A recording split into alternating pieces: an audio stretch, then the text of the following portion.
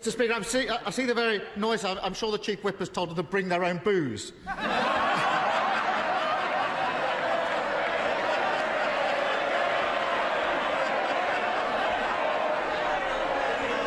Mr. Speaker, first he said there were no parties. Then the video landed, blowing that defence out the water. Next he said he was sicker than furious when he found out about the party, until it turned out that he himself was at the Downing Street garden party.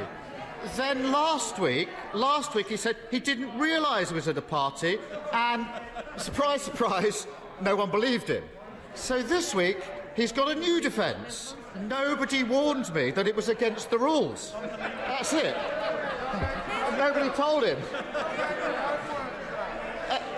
Since the Prime Minister wrote the rules, why on earth does he think that his new defence is going to work for him?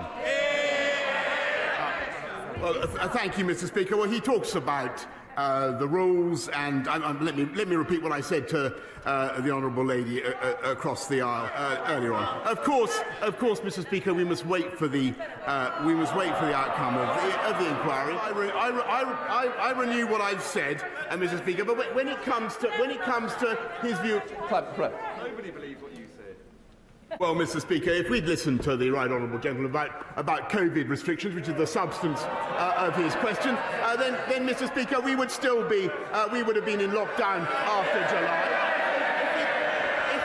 If this is the truth, if we listened to the Labour front bench in the run-up to Christmas and New Year, Mr. Speaker, we would have stayed in restrictions with huge damage to the economy. And it's because of the judgments that I've taken and that we have taken in Downing Street that we now have the fastest growing economy in the G7 and GDP, Mr. Speaker, now back up above pre-pandemic levels. As for Bury South, Mr. Speaker, as for Bury South,